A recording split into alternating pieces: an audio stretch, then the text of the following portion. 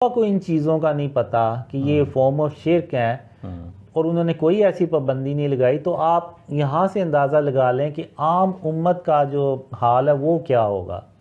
उनको तो बिल्कुल भी नहीं पता होगा इन चीज़ों का।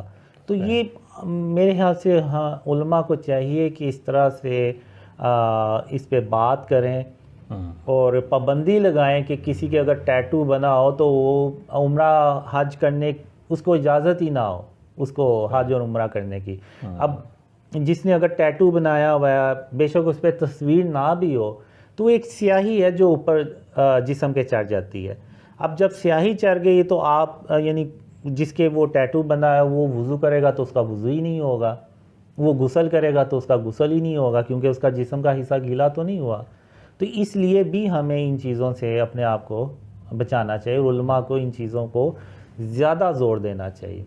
वो गुनाह जिसकी कोई माफ़ी नहीं है, मेरे हिसाब से उलमा को उस पर सबसे ज़्यादा ज़ोर देना चाहिए। आपकी बातों से ये अंदाज़ा हो रहा है कि शिरक का मामला बड़ा सेंसिटिव है, बहुत ज़्यादा, हम लोग बहुत लाइट लेते हैं, बहुत ज़्यादा। मुझे तो आप कह लें कि अल्लाह ने इतनी ज़्यादा तनबीह की है ना कि मैं उसका आपको बता नहीं सकता।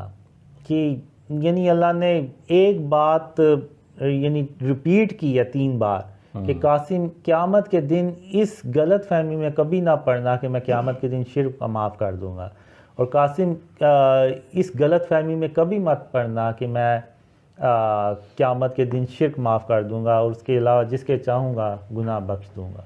यानी अल्लाह ने बात रिपीट करके ना तो बार बार दोहराई है जी, ताकि वो मैं जो है ना वो जहन नशीन कर लूँ अच्छी तरह, और ये ना हो कि मैं यानी सुस्ती कर दूँ कि अच्छा अल्लाह बख्श ही देगा, लेकिन नहीं, अल्लाह क़यामत के दिन शिर्क कभी माफ़ नहीं करेगा। तो इसका मतलब है कि आपके ख्वाबों में जो सबसे बड़ा पैगाम है फिर वो भी शिर्क ही है या इसके अलावा कोई और भी है?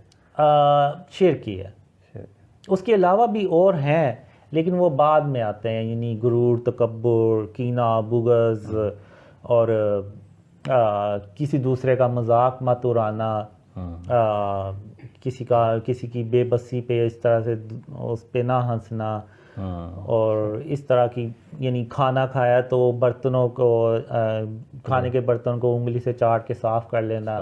तो इस तरह की और भी बातें हैं, लेकिन शिर्क पे अल्लाह ने और खातमुन नबिय्यीन मोहम्मद सल्लल्लाहु अलैहि वसल्लम ने बहुत ज़्यादा, यानी सबसे बड़ा पैगाम शिर्क ही है। जी बिल्कुल, शिर्क और उसके अक़साम से इससे हम अपने आप को बचाएंगे तो हमारी दुनिया में भी नजात है और आखिरत में भी नजात है। और अगर आप देखें तो जितने भी अल्लाह के नबी आए हैं ना, उन सब ने एक ही पैगाम दिया है कि ला इलाहा इल्लल्लाह, यानी अल्लाह के सिवा कोई माबूद नहीं, और उन्होंने अमली तौर पे भी साबित किया है। अब इब्राहीम अलैहिस्सलाम ने भी ज़ुबान से भी कहा और बुतों को तोड़ के तो अपने अमल से भी ये बात प्रूफ की कि वो अल्लाह के साथ किसी को शरीक नहीं ठहराते और एक अल्लाह की इबादत करते हैं।